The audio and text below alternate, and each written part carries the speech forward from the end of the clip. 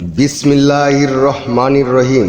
বিশ্ব আধ্যাত্মিক জ্ঞান সঞ্চার দরবার শরীফের প্রতিষ্ঠাতা আমার মুর্শিদ কেবলা গাউসুল আজম শামীম আলী চিশতির দরবার হইতে আমি শাহ আলম আপনাদের সকলকে জানাই আন্তরিক শুভেচ্ছা ও অভিনন্দন।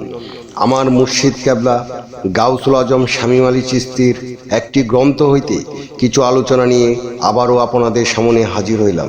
আশা করি সকলেই ভালো আছেন এবং সকলেই মনোযোগ সহকারে শুরু থেকে শেষ পর্যন্ত আমার এই আলোচনাটি শুনবেন। আমার মুর্শিদ কেবলা গাউসুল আজম শামীম আলী চিশতি যে গ্রন্থটি লিখেছেন সেই গ্রন্থটির নাম হইলেন শরীয়তের পেট থেকে হাকিকত ও মারফাতকে উদ্ধার।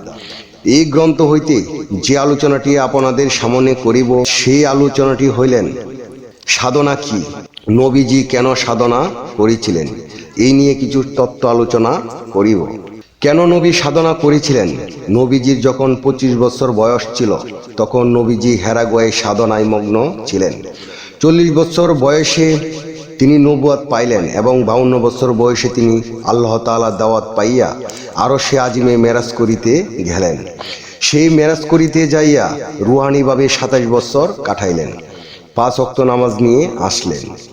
এই নামাজ তো 52 বছরে আল্লাহর তরফ হইতে এনেছেন নবীজি।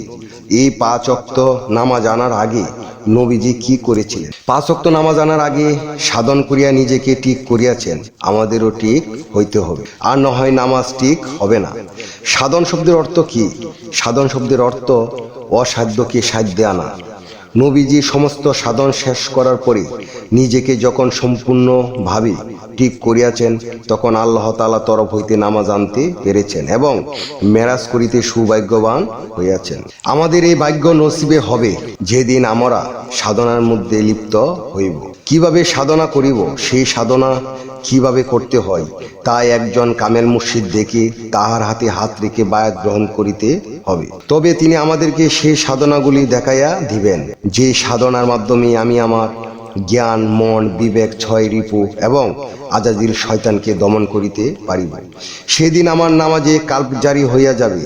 তখন আমার নামাজে আল্লাহ ছাড়া আর কোনো কিছুই জাগবে না। তখন নামাজে দাঁড়াইলেই আল্লাহর প্রেমে চোখে পানি আসিয়া যাবে। সমস্ত শরীরে কাঁপুনি সৃষ্টি হবে। আল্লাহ ছাড়া আর কোনো কিছুই ভালো লাগবে না।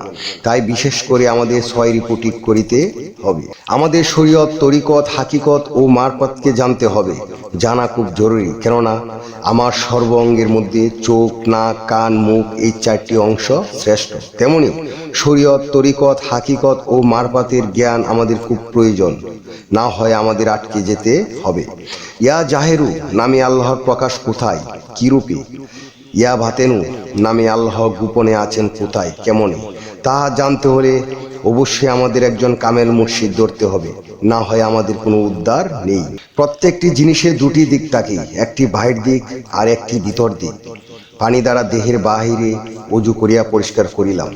যদি আমরা বাহির ভিতর 2 দিক অজু করিতে শিখতাম তবে আমরা আল্লাহর সাক্ষাৎ লাভ করিতে পারিতাম। তাই নামাজে 2টি দিক রহিয়াছে, একটি রুকু সাজদা করে, একটি ধ্যানের মাধ্যমে নূরে তাজাল্লির অর্জনের দ্বারা আল্লাহ তাআলাকে দেখে নেওয়া। রাসূল রূপে সাক্ষাৎ দিবেন আল্লাহ, কেননা আল্লাহ তাআলা বলিয়াছেন আমার রাসূলের হাতে আমি আল্লাহর হাত।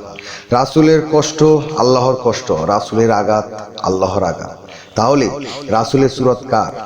রাসূলের সুরত আল্লাহর সুরত। তাহলে রাসূলকে দেখলে তো আল্লাহকে দেখা হইয়া যায়।